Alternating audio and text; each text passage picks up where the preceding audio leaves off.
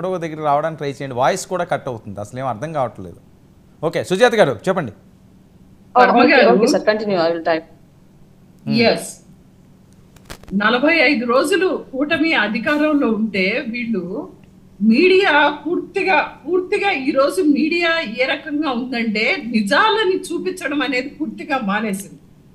నిజాలని డిబేట్లకు రావటానికి మాకు కూడా కొన్ని సంఘటనలు చూస్తుంటే అసలు ఈ స్టోరీలు అసలు ఎలా అల్లుతున్నారు, ఈ ఫ్యాబ్రికేటెడ్ స్టోరీస్ మీద డిబేట్స్ పెట్టడం ఏంటి, ఈ ఫ్యాబ్రికేటెడ్ స్టోరీస్ ఏవైతే అస్సలు ఏ మాత్రం కూడా ఆధారాలు లేనటువంటి కొన్ని కల్పితమైనటువంటి కథలని టీడీపీ సోషల్ మీడియా క్రియేట్ చేస్తుందండి.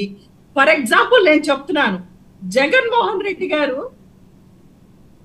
ఓడిపోయిన తర్వాత 2024లో మాకు ఓటమి వచ్చిన తర్వాత మేము మా పార్టీలో విశ్లేషణ చేసుకుంటున్నటువంటి సందర్భాల్లో మేము కూటమికి కొంత సమయం ఇవ్వాల్సి, వాళ్ళు ఏం చేస్తారో పరిపాలన ఎలా చేస్తారో అని సమయం ఇవ్వాలి అని జగన్మోహన్ రెడ్డి గారు అనుకున్నటువంటి మాట వాస్తవం.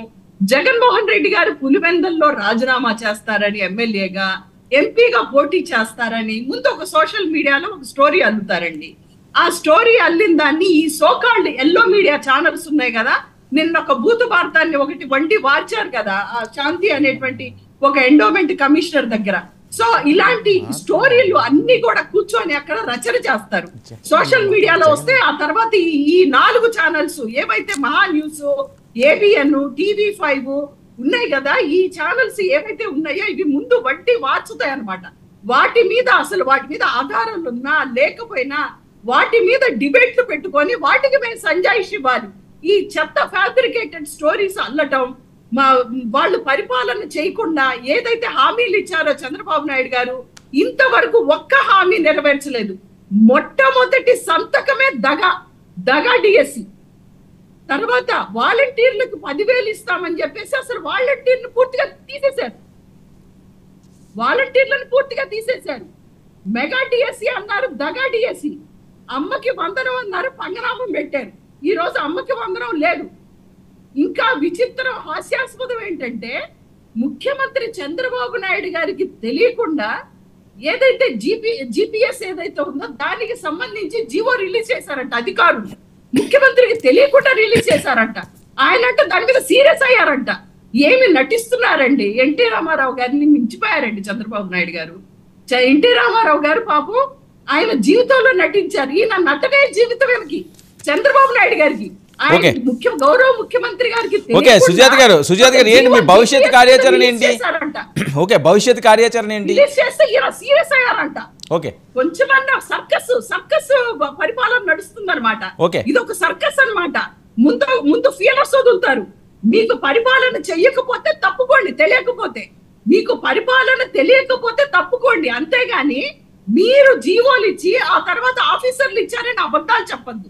ఎందుకంటే మీరు ఇచ్చినటువంటి సూపర్ 6 అనేది పచ్చి అబద్ధం అని 10 రోజుల్నే ప్రజలకు అర్థమైపోయింది.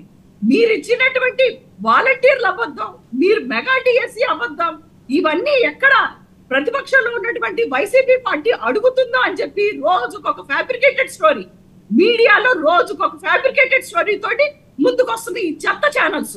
ఏవైతే ఏబిఎన్ ఛానల్ ఏవైతే ఉన్నాయో, ఈ చెత్త ఛానల్స్ ఏవైతే ఉన్నాయో, గారు నేను మిమ్మల్ని డిబేట్ తీసుకున్నారో you will definitely give the value to the women.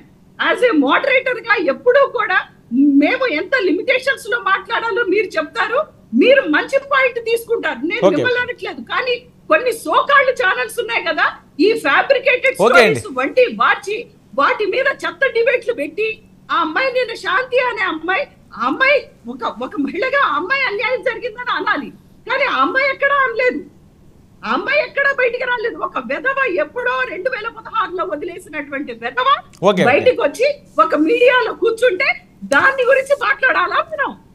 మన ప్రజా సమస్యలు ఏం లేపా? చెప్పండి, పరిపాలన ఇచ్చింది ప్రజలు ఓట్లేసింది ఎందుకో? పరిపాలన చేయమనా, లేకపోతే ఈ ఫ్యాబ్రికేటెడ్ స్టోరీస్ వండి మార్చి దాని మీద డిబేట్లు పెట్టుకోమని ఇచ్చింది? ఈ ఫ్యాబ్రికేటెడ్ స్టోరీస్ ఎన్ని రోజులు చూడాలి మేము?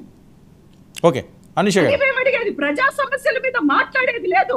ప్రజా సమస్యల మీద సమాధానాలు లేవు. ఈవిడికి పాపం ఏమంటే లోకేష్ గారు, ఏమీ లేవు లోకేష్ సార్. గారు ఏదైతే మొన్న కూడా ఉందో, అంతే లోకేష్ గారు అండి స్వయంగా చెప్పారు. వాలంటీర్లు ఒక్క నిమిషం అనుష గారు. ఎవరి మీదైతే ఎన్ని కేసులు నాగమని వాళ్ళకి చెప్పండి nominated అదే పదవులు చెప్పింది ఇస్తాము. చెప్పుద్ది వాళ్ళకి నామినేటెడ్ పదవులు ఇస్తాము, సిగ్గుండాలి కొంచెం అన్న ఇలాంటి స్టేట్మెంట్స్ ఇవ్వడానికి. మీరు లా అండ్ ఆర్డర్ ని కాపాడతారా మీరు? ఓకే సార్ ఆవిడ నాగమని చెప్పండి. ఓకే యా ఈవిడ పాయింట్స్ ఏం లేవనుకుంటండి, తిప్పినట్లు తిప్పి అదే నువ్వేం చేసావు చెప్పు. నేను మీరు మాట్లాడినప్పుడు okay okay okay okay okay Sujatha గారు మీరు